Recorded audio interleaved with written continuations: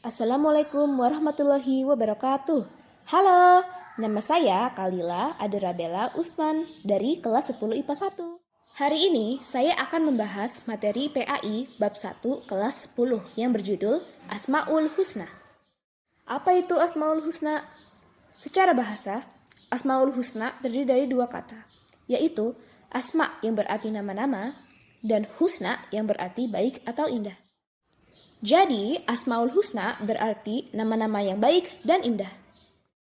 Dalam bab ini, saya hanya akan membahas 7 nama baik Allah, yaitu Al-Karim, Al-Mu'min, Al-Wakil, Al-Matin, Al-Jami, Al-Adl, dan Al-Akhir.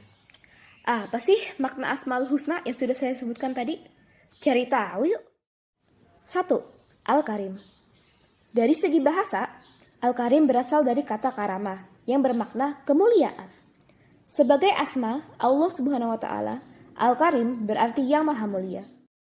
Nama Al-Karim menunjukkan kemuliaan dalam 3 hal, yaitu 1. Allah itu mulia zatnya.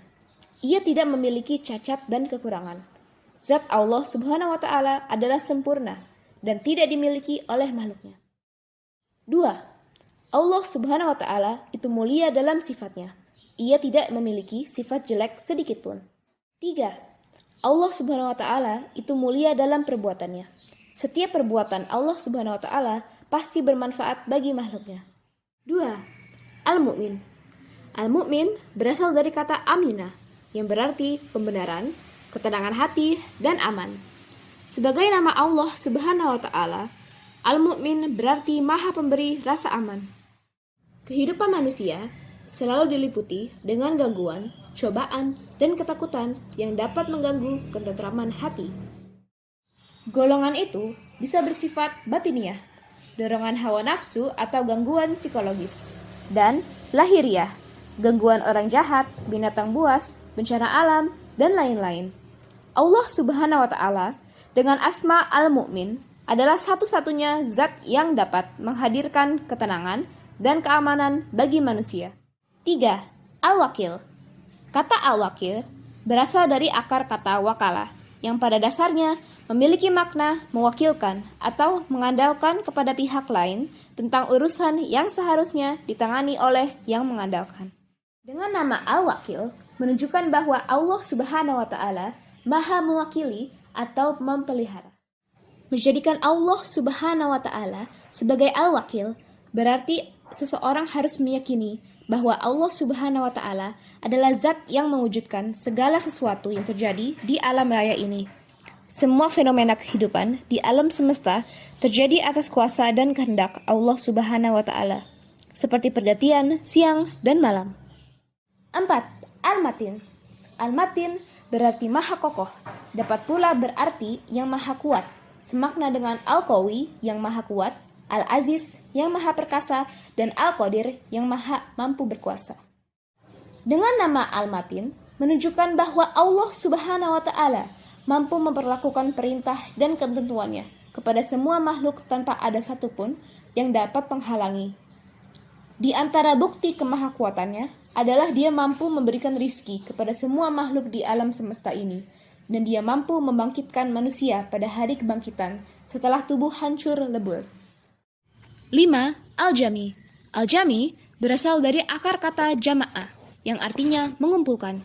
Dengan nama Al-Jami, berarti Allah Subhanahu wa taala itu maha mengumpulkan atau menghimpun segala sesuatu yang tersebar atau terserak.